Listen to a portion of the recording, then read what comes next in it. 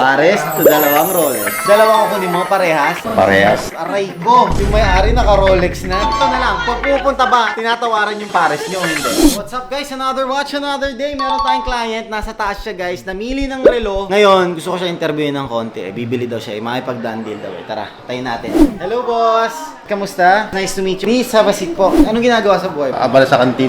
Kantin to Rolex pare. Magkano mga ulam sa inyo boss? 60 pesos lang, mga pares-pares. Parisan.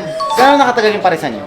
2008. 17 years na. Yung may-ari naka-Rolex na. Grabe ha. Pero very inspiring, boss. Congratulations nga pala. Grabe. Congratulations sa business. We have here 41mm. Familiar ka ba sa mga to, boss? Hindi masyado. So, they just to, boss, 41mm. Both na two-tone gold. However, ito, ang tinatawag natin dito is oyster bracelet. Tapos, ang dial niya is Wimbledon. For this one naman, this is what we call the champagne dial on a diamond. Ito naman po, Jubilee. Ngayon, yung Jubilee po is mas mahal siya compare sa oyster. So, makikita mo, ang price namin dito is 960,000 pesos. For this one, 878,000. Almost 100k ang difference. Kasi yung diamonds na champagne at saka yung Wimbledon, halos same lang ng value yan. Fluted din sila both, same ng value. Nagtalo lang talaga dito sa bracelet niya. Both are reference 126333. This one is 2020 model and this one is 2017 model. Bakit mas mahal to? Kasi dahil sa Jubilee niya. What do you think? Ano po mas napupusuan mo sa dalawang yan? Parehas. Dalawang kukunin mo, parehas? Aray ko! Kala ko kasi isa lang kukunin mo, boss. Tag-isa ba kayo, ma'am? Ah, tag-isa kayo!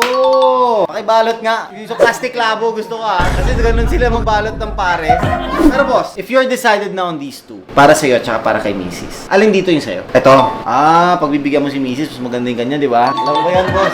Ganyan talaga dapat. Anyway, we have here 878 tsaka 960. Kung nagdala kayo ng pares, boss, malaki discount sa ano. 960 plus 878. Masarap natin ang 0.8. Tanggalin mo na yung 38,000, no? Para hindi na tayo magtagal. 1,790. Mabibigay ko yung dalawa. 1,790. Hindi kaya. Nanonood ka ba sa amin? Lahat kami. Oh, nakita nyo, magkano mga binibigay namin discount? 20k, 30k per watch. Bibigyan ko kayo ng 60k. 1,780.